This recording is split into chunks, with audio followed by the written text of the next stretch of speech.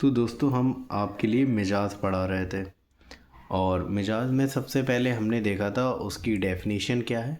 मिजाज की डेफिनेशन क्या बताइए आपको। मिजाज की डेफिनेशन यही है जैसे कि जब दो चीज़ आपस में उसके खुलूल या दुखूल होती हैं, आपस में मिलने के बाद एक नई कैफियत पैदा हो जाए तो उसी को मिजाज कहते हैं। सही है। किन्हीं दो चीज़ के मिलने इस पर एक किसी नई दो अनासर के किसी दो अनासर के मिलने पर मुतजाद कैफियत रखने वाले, मुतजाद कैफियत रखने वाले, अपोजिट कैफियत रखने अपोजिट वाले। कैफियत रखने वाले। जब अपोजिट रखेंगे तभी तो मिल पाएंगे एक और दूसरे इसका लग़वी मायने यही है मिलना। से। मिलना, मिलना जुलना, हुलूल दुखूल, रोल ये इसके लघवी मायने हैं। जब दो या दो से ज़्यादा अनासर जो एक दूसरे का अपोजिट कैफियत रखते हैं, जैसे कैफियत फ़ाइला मुनफ़ाइला, एक एक्टिव है एक पैसिव है, तभी मिलेंगी, तभी एक नया मिजाज पैदा होगा। उसी को हम क्या कह देते हैं, एक नई कैफियत पैदा होगी, उसे हम मिजाज कह देते हैं। ये आपकी डेफिनेशन हो गई। ठीक। फिर जो चीज़ें मिल रही हैं, जो दो या दो से ज़्यादा अनासिर मिल रहे हैं आपके, मिलने को हम क्या कहते हैं, इम्तिजाज, मिक्सचर। वो होते हैं आपके दो तरीके के। बहुत सही। कौन कौन से? ये आपके दो तरीके के हो जाएंगे। मान लो एक इम्तिजाज सादा हो सादा, जाएगा, एक इम्तिजाज हकीकी। उस वर्ड के साथ लिखना है, इम्तिजाज सादा और इम्तिजाज हकीकी। सादा क्या होगा? इम्तिजाज सादा मतलब जैसे कि दोनों चीजें सेपरेट दो अनासिर मिले, इस तरीके से मिले कि उनकी कैफियत आपस में वही रहे जो थी। जैसे पानी में चीनी मिला दी, मीठा हो गया जाएगा। पानी रहा, अगर उसको गर्म कर पानी को हमने वेपोराइजेशन करवा दिया, चीनी बच के रह गई। अब दूसरा इम्तिजाज हकीकी क्या है? हमने चीनी ली एक गिलास में, उसे गर्म करते चले गए, पहले सुर्ख हुई, फिर काली हो गई, कोयले के मानंद हो गई, और उसका एक फॉर्म से दूसरी फॉर्म में चेंज हो गई वो। तो वो क्या होता है? इम्तिजाज हकीकी। मतलब जो हकीकत में थी उससे चेंज हो गया, मतलब हकीकी मिल गई, उसमें वो समा गई, उसका खुद का वजूद नहीं रहा। खुद का वजूद नहीं रहा। ठीक है, तो ये आपकी इम्तिजाज का हमने पढ़ दिया। इसके बाद आपको हम पढ़ाएंगे, किताब के माध्यम से पढ़ाना चाहेंगे, मिजाज एतदाल के लिहाज से। मिजाज की किस्में पढ़ेंगे हम।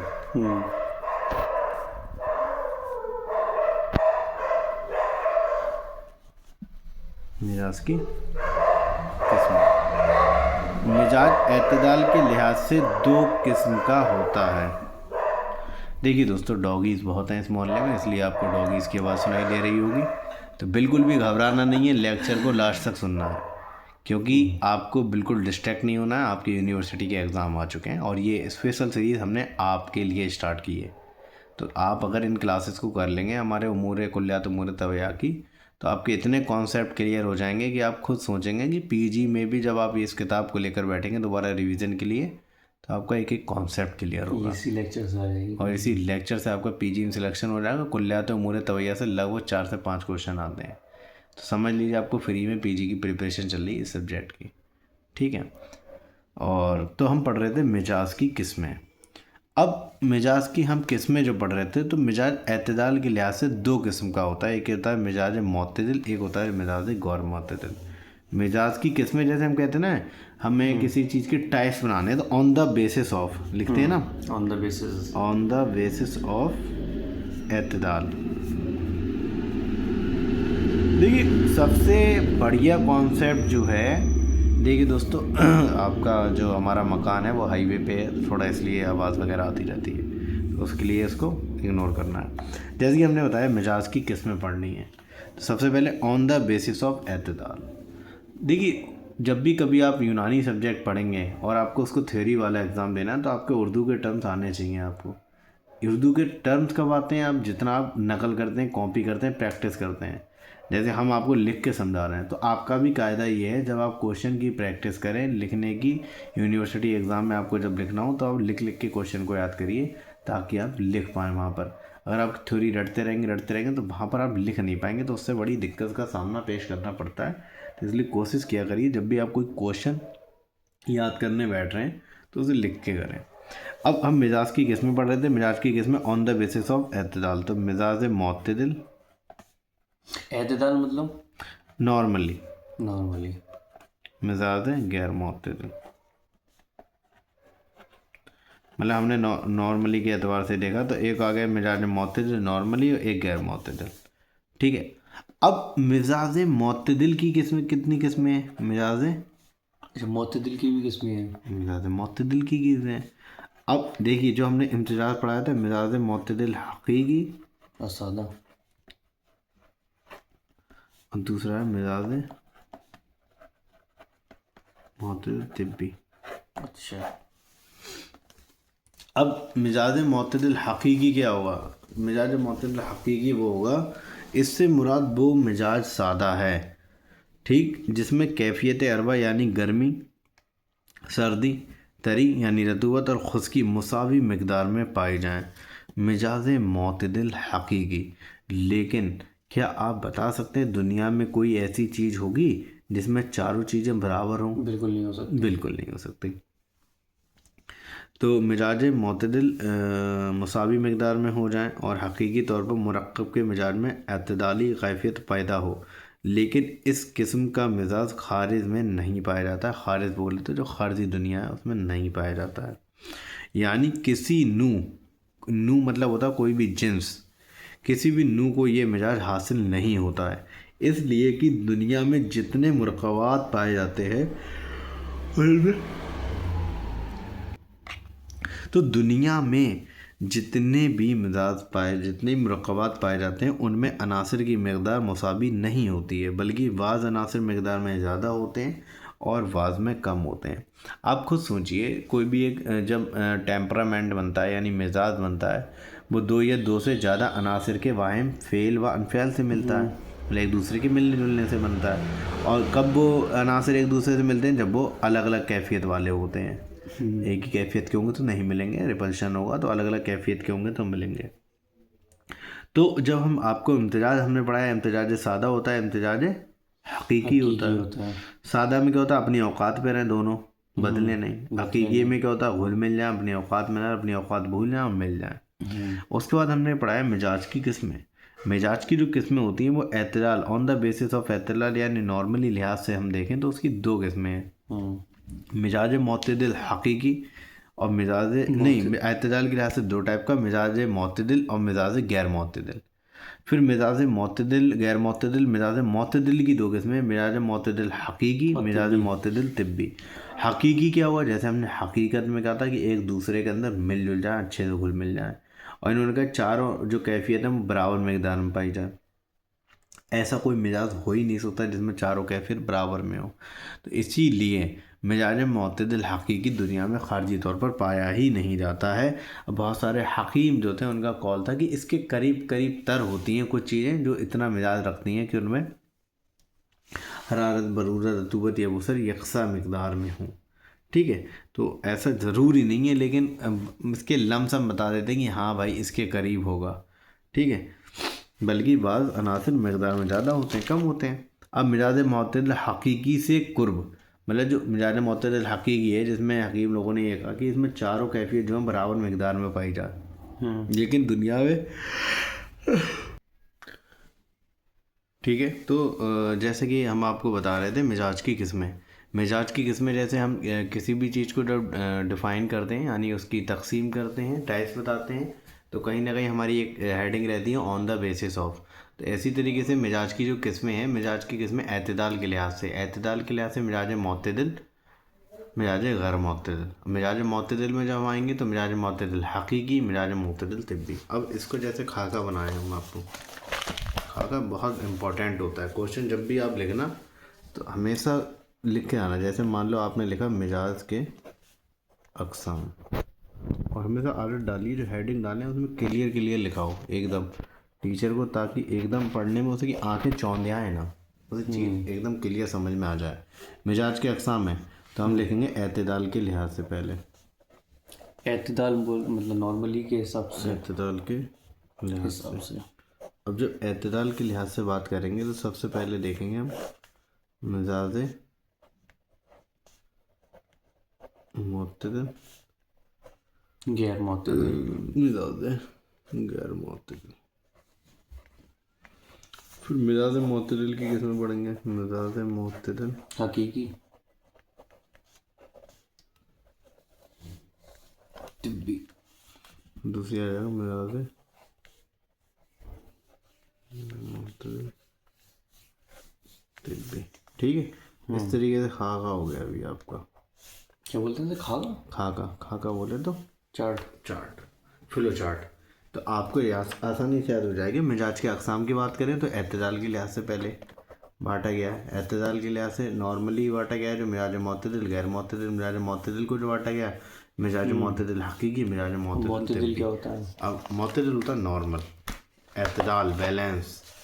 अब मुअतदिल हकीकी बात करें तो इससे मुराद वो मिजाज सादा है जिसमें कैफियत अरबा यानी गर्मी, सर्दी, तरी और खुश्की, जो चारों कैफियत थी ना आपकी, हरारत, बरूरत, रतूबत, यबूसत, एक मात्रा में पाई जाए, यकसा मिकदार में पाई जाए। तो क्या आप बता सकते हैं कोई ऐसा दुनिया में कोई भी ऐसा मिजाज अच्छा, होगा मिजाज मुअतदिल जिसमें चारों चीज़ें एक समान हो? तो हकीकत में तो ऐसा कुछ नहीं होगा। हकीकत में कुछ ऐसा नहीं हो सकता। मतलब दुनिया में ज़ाहिर की तौर पे बात करें तो ऐसा कोई भी मिजाज नहीं होगा जिसमें चारों ये कैफियत यकसा मिकदार में पाई जाती हों। ठीक है, नॉट पॉसिबल एट ऑल।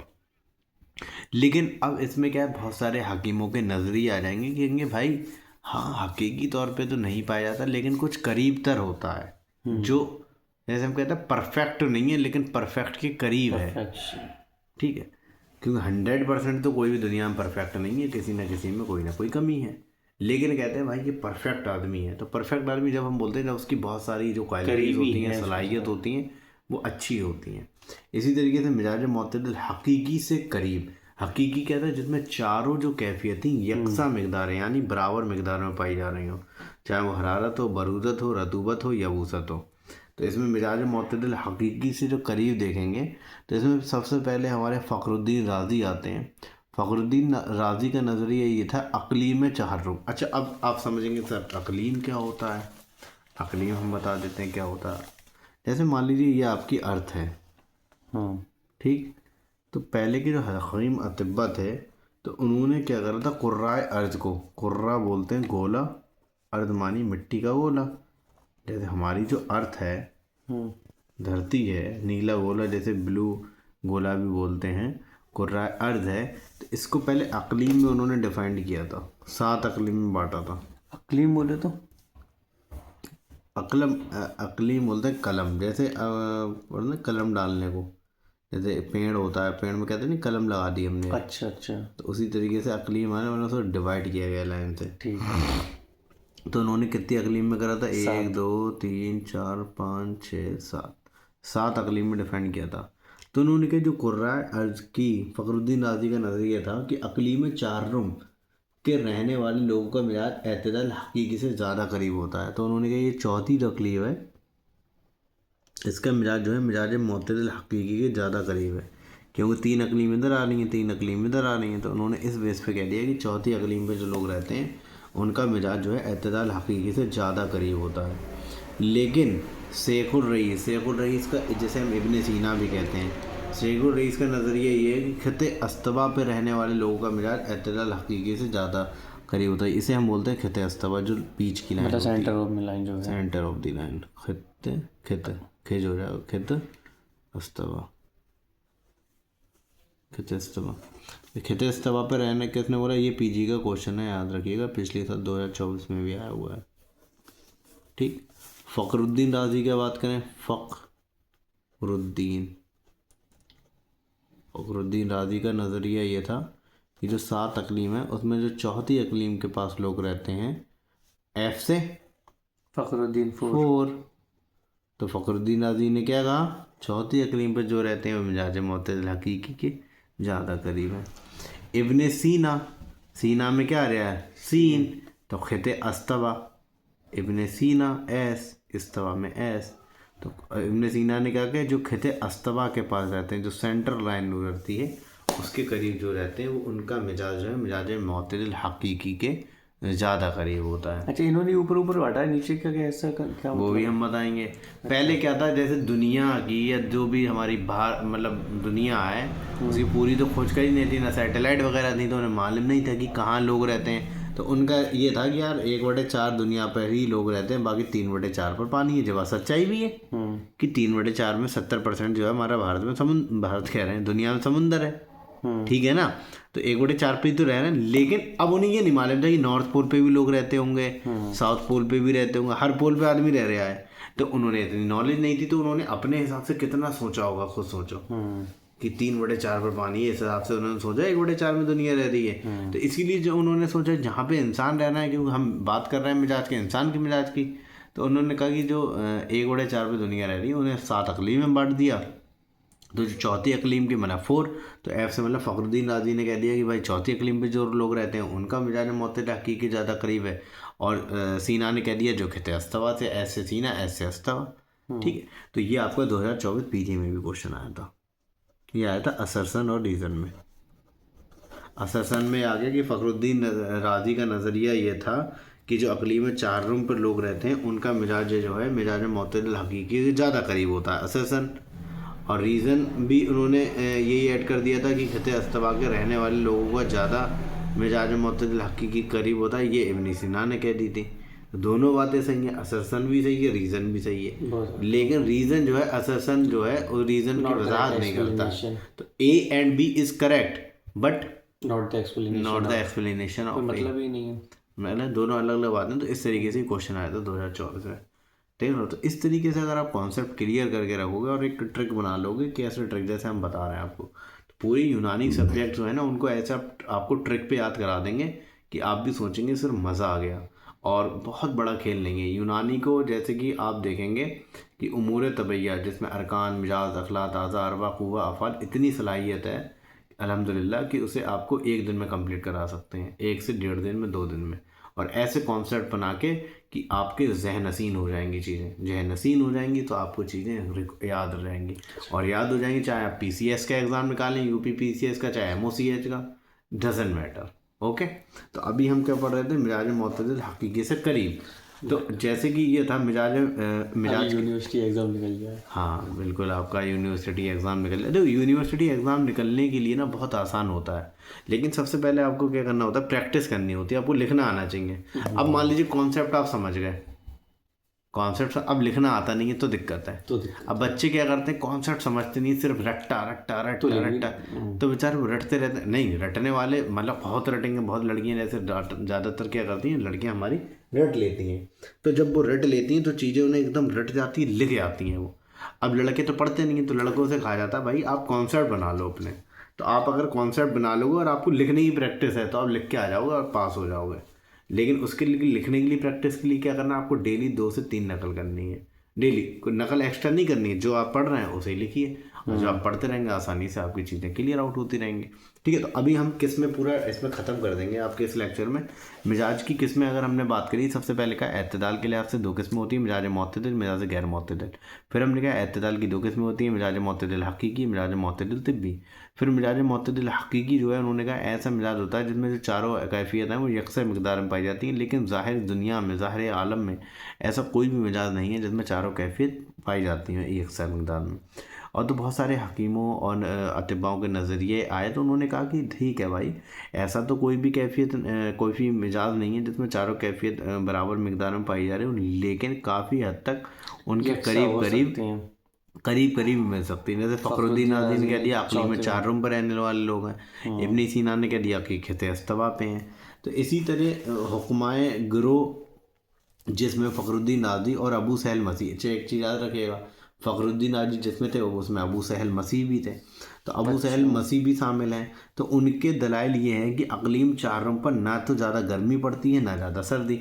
मान लो ये जो बीच में लाइन है, इसमें ना तो ज़्यादा गर्मी पड़ रही है ना ज़्यादा सर्दी पड़ रही है। तो उन्होंने कहा कि भाई एक नॉर्मल टेम्परेचर रहता है, बैलेंस टेम्परेचर रहता है, तो हो सकता है यहाँ के रहने वाले लोगों का मिजाज जो है ज़्यादा करीब हो। ये रीज़न अगर वो देते तो आपका जो असरसन रीज़न था सही होता। जैसे असरसन उन्होंने बना दिया फ़खरुद्दीन राज़ी के नज़दीक खिते वो अक़लीम में 4 रूम पर रहने वाले लोगों के मिजाज जो है मिजाज मुअत्तदिल हकीकी के ज़्यादा करीब होता है, ये असरसन हो गया।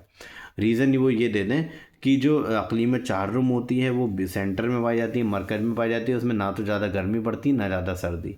तो ये उसका रीज़न सही है, क्योंकि वो फ़खरुद्दीन राज़ी ने यही दिया था। तो A and R is correct and R is the correct explanation of A। ठीक है।